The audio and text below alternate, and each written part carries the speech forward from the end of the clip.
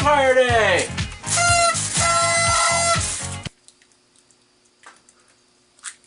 Who's gonna pick all this up?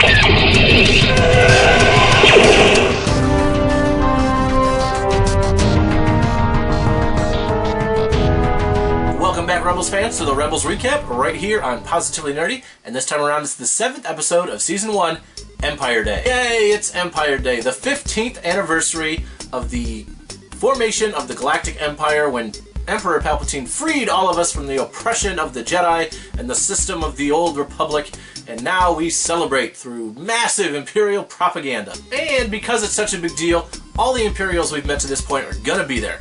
Kallus, the Inquisitor, Skeletor, the Brute Squad, Fussy Britches, everybody gets an invitation to Empire Day. Now, Empire Day is probably celebrated the same way throughout the galaxy, but especially on the Outer Rim territories, which are kind of like the Wild West frontier town, where they don't exactly have a whole lot of respect for the local sheriff or any sort of local law enforcement. So the Empire's really going all out, super militaristic. We get the Imperial March even being played in sort of a grandiose marching band type style, which I thought was really cool, but they've got walkers everywhere. There's no doubt at all as to who's in charge and what they can do, which I think is really, really cool and really kind of feeds that Imperial propaganda machine. It's nice to see the Empire flex its muscles a little bit. Now, anything this important to the Empire is certainly going to draw the attention of our Rebel friends. It sounds silly to say this, but Empire Day is vastly important to the Empire in terms of fueling that propaganda and reminding everyone who's in charge. So what better day for the Rebels to be the Rebels than on Empire Day? And my favorite part about this episode is we finally got to see the Rebels really be the Rebels. Like, we've seen them attack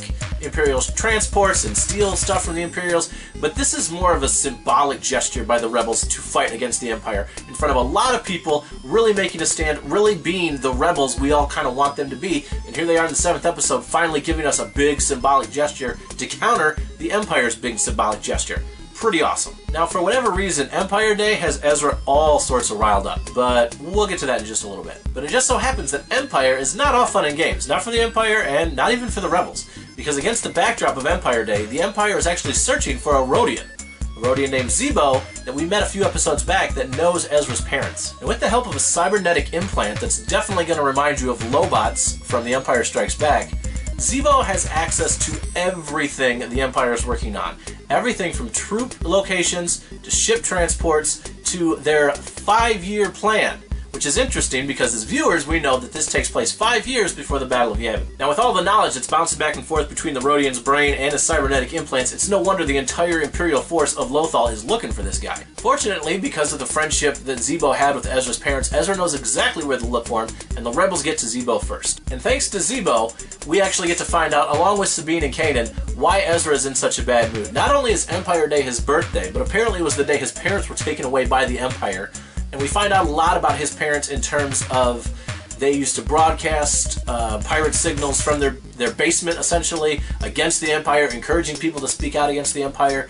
We learned that they were very encouraging of Ezra standing up to the Empire, be it directly or by helping people that the Empire was against. And we find out that Zebo couldn't hang. He didn't want to be part of a fight that he couldn't win, to use his own words. And we get all of this through, I don't know if it's a Force-sensitive flashback or just normal flashback exposition up for the audience's sake, but either way we get it all through flashbacks through Ezra as he's lamenting, obviously, his parents being gone, as any, orphaned kid would. And they've got Zebo, the Empire wants him, trying to make a grand escape, and nobody does chase scenes like Star Wars, and we get a great one here that involves Kallus, the Inquisitor, in some very awesome flight suit armor, by the way. Yeah, it's probably just a gimmick to sell some more toys, but I don't care. He looked awesome. And we get to see even more of Kanan being a badass Jedi, wielding his lightsaber, doing all sorts of cool stuff that actually reminded me of Qui-Gon in Episode 1 on the deserts of Tatooine. Now, maybe some of you are thinking the less said about Episode 1 the better, but I like it. Yeah, I do. I like Episode 1.